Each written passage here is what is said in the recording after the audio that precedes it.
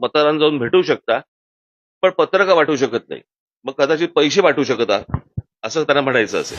खरं तर काल 5 वाजता प्रचार थांबला आणि आजपर्यंत ज्या काही निवडणुका आम्ही इतकी वर्ष पाहतो, तुम्हीही पाहतात, त्याच्यामध्ये निवडणुकीचा प्रचार 5 वाजता संपल्यानंतर दुसरा दिवस रिकामा आणि त्याच्यानंतरच्या दुसऱ्या दिवशी मतदान, हे आतापर्यंतच्या निवडणुकीची प्रथा ही आजपर्यंत होती. या सरकारला काय हवंय याच्यासाठी म्हणून निवडणूक आयोग जे काही काम करते, याच्यामध्ये काल त्यांनी एक नवीन नोटिफिकेशन काढलं की आज मतदानाच्या आदल्या दिवशी तुम्ही 5 वाजेपर्यंत मतदारांना भेटू शकता. ही नवीन प्रथा, नवीन पद्धत कशी काय आली आणि कुठून आली ही काही कल्पना नाही. आणि आजच कशी अचानक आली, जी विधानसभेला का नव्हती, जी लोकसभेला का नव्हती, जी अगोदरच्या कुठच्याही निवडणुकांना का नव्हती, ही आत्ता कशासाठी आली. आणि त्याच्यात त्यांनी सांगितलं की तुम्ही मतदारांना जाऊन भेटू शकता, पण पत्रकं वाटू शकत नाही.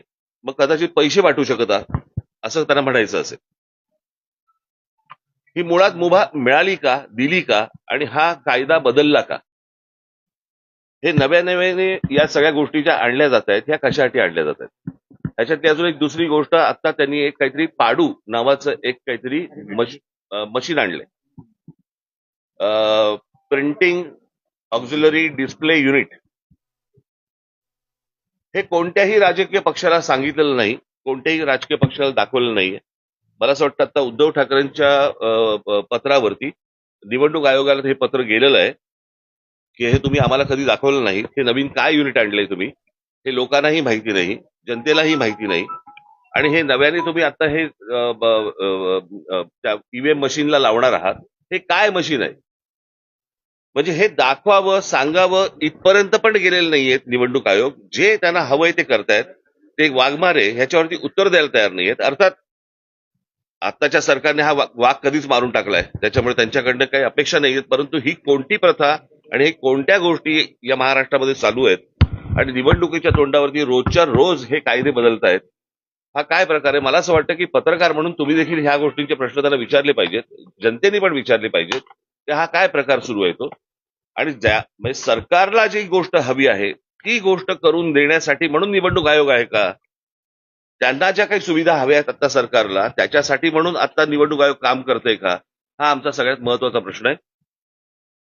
आमच्या दोन्ही पक्षाच्या सर्वच इतर राजकीय पक्षांच्या माझे सहकारी जे काम करणारे आमचे सगळे जेवढे सहकारी आहेत, शिवसैनिक आहेत, महाराष्ट्र सैनिक आहेत, या सगळ्यांना आम्हाला सांगायचं की सतर्क राहा, की तुम्ही आपल्या विभागामध्ये आपल्या बूथवरती कोणकोणत्या गोष्टी चालू आहेत ह्याच्यावरती तुमचं लक्ष असलं पाहिजे.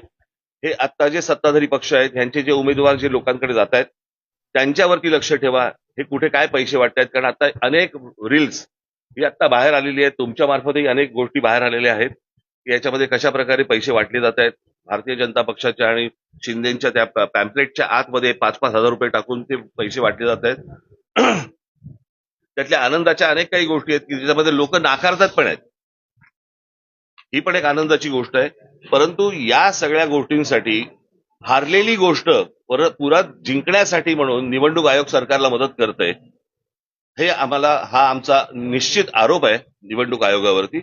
आणि मला असं वाटतं की जनतेने आणि शिवसेना आणि महाराष्ट्र नवनिर्माण सेनेच्या पक्षातल्या सर्व आमच्या सहकाऱ्यांना महाराष्ट्र सैनिकांनी आणि शिवसैनिकांनी सतर्क राहावं, एवढंच फक्त सांगण्यासाठी आज तुमच्या